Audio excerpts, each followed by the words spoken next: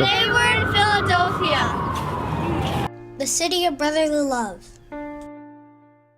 Philadelphia was founded by William Penn in 1644. He was a Quaker that believed in religious freedom and disagreed with slavery.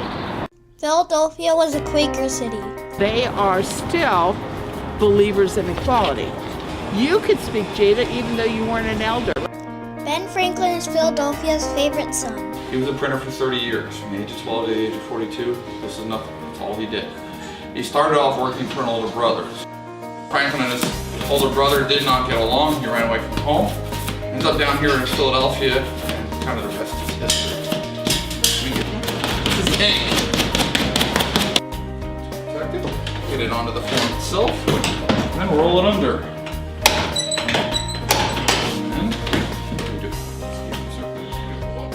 Franklin was a printer until the age of 42. At that age, he thought he'd made enough money that he no longer saw the need to do it on a day-to-day basis, and became the Franklin we know him better for. You know, the kite and key, discovers lightning as electricity, bifocal glasses, lightning rod. Franklin also invented the glass harmonica, and everyone loved Poor Richard's almanac. Behind me is Ben Franklin's post office. He was the first postmaster general in our country. His accomplishments were amazing. Philadelphia was a colonial city. This is Essex Alley, America's oldest residential neighborhood. It has always practiced religious freedom. This is the Christ Church, the tallest building in the 18th century America. So the Congregation of Christ Church was founded all the way back in 1695. That was only 13 years after William Penn started laying out the very first streets of Philadelphia. George Washington sat here for Sunday service, and then after him, President Adams would also make appearances sitting in the president's box. Another famous name, Betsy Ross, sewer of the American flag. There's a little plaque for her on number 12, this one behind you here, just cut off by the collar. Pennsylvania was a leader among the colonies. Behind me is Carpenter's Hall, where the Continental Congress met in 1774. Then the Revolution came. Ran all the way down, so like all the way so it's the back. Stand like this. You like put one eye, just like aim it towards the other side, and if you 3, 2, 1. Fire! The citizens were patriotic.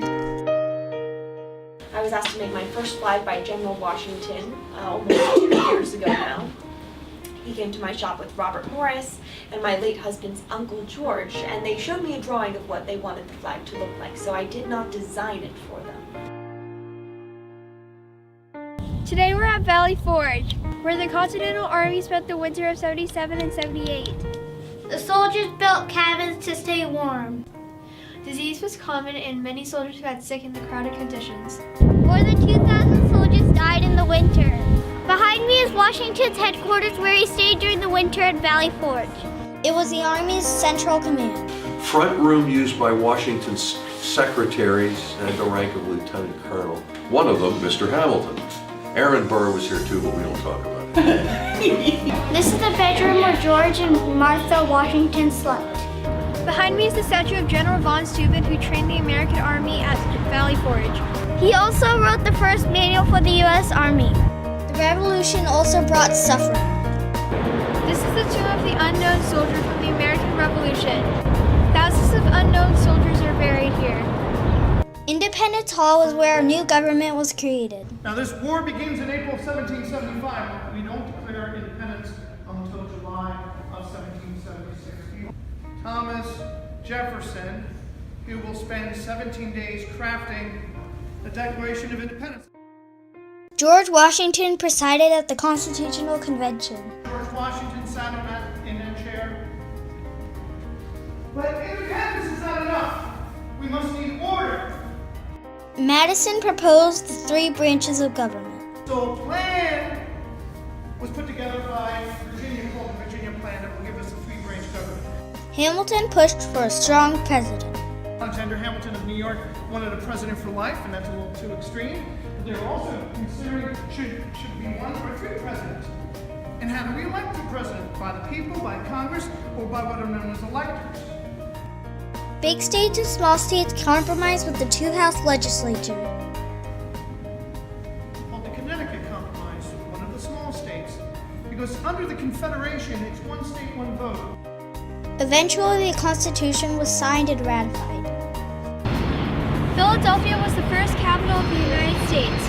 When George Washington was president, it was the largest city in the country. And important institutions were created there. Behind me is the First National Bank of the United States.